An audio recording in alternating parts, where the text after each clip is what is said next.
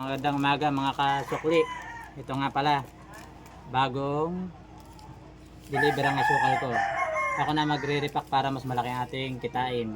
Kasi kung bibili kayo nung nakapack na, masyado malaki ang puhunan nun. Kaya kung ako sa inyo, ganito na ang gawin nyo. Yan. Kaya na magtakal para mas malaki ang inyong kita. Yan. Titimbang-timbangin mo siya ng ganito. Yan. 1/4, 1/4. Mas malakas kasi sa akin ang bintahan ng ganitong mga 1/4, 1/4. Ano yan? Nyog. Kami nabili ng nyog.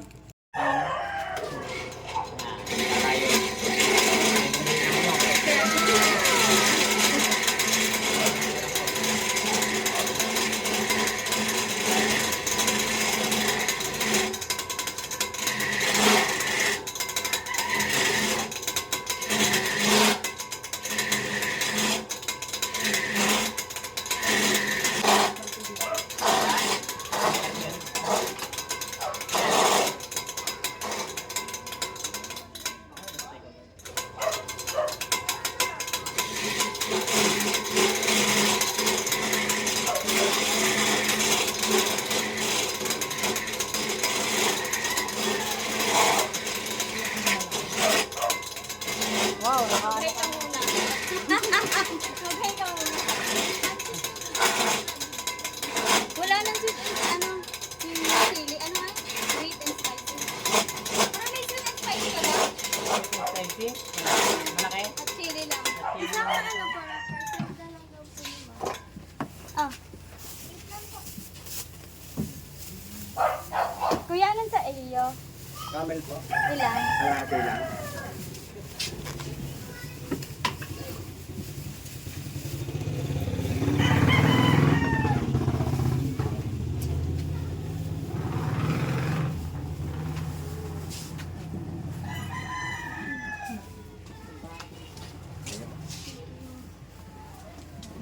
Yan. Tatakal na ulit tayo ng asukal. Masyadong busy ang inyong kasukli. Ang daming bumibili. Meron na ulit. Hello. Nakita ka sa video.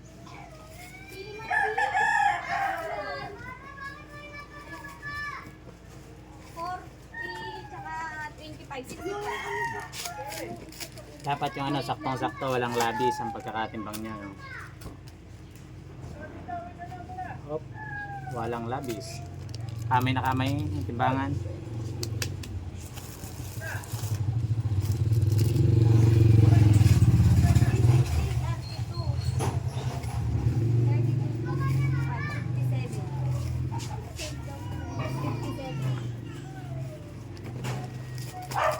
Pag sa gantong takal-takal, napapataklaan po na nyo ng 16 pesos kada isa.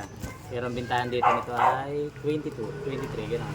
Sabi kasi po kasi kami Pwede rin mag-wholesale, extra income, para mabilis na magawa ang inyong tindahan. Sa mga 16, mga 8, 19, 18 to 19. So, para mas malaki inyong kitain, mag-repack rin kayo.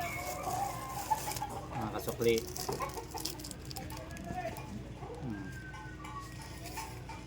Marami kasi dito bumibili ng maramihan. Kaya ganitong yung diskarte ko. Nire-repack ko na.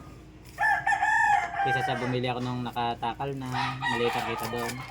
Kasi may malaki na rin ang tubo nung nag-repack nito.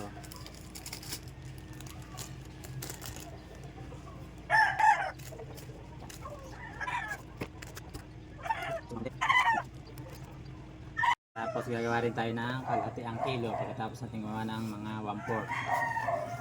Ito. Yan ang mga kilo. Yan ang kilo. Yan ang kilo. Kung gusto mong malaking income, ikaw na magtakal. Kaysa bumili ka ng takal-takal na may patong na kasi ang mga tubo na. Pagka ganito kasi pwede ka rin mag-wholesale. Kung may mga na-order sa'yo na maramihan, yan, i-deliver mo na lang.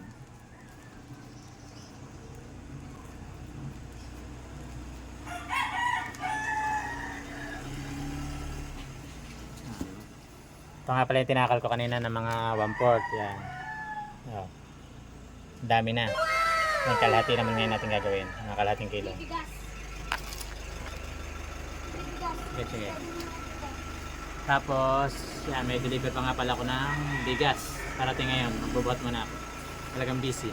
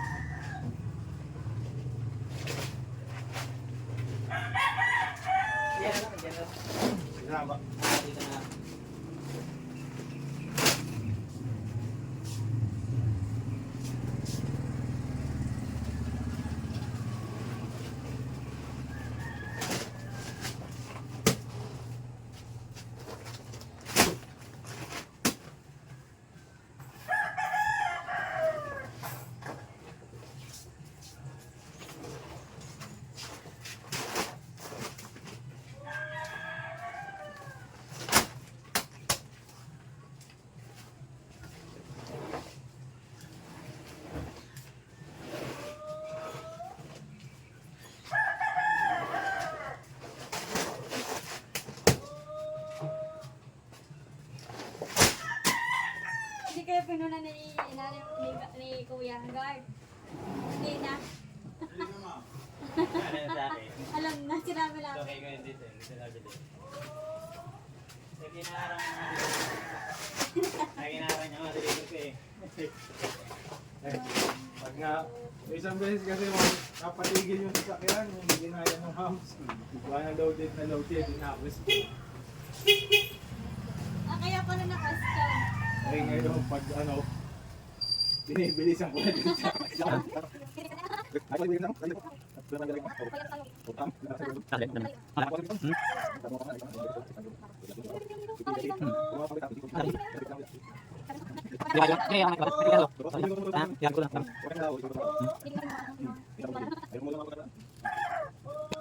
Hindi ko siya natapos pero marami na ako nagawa yan. Oh.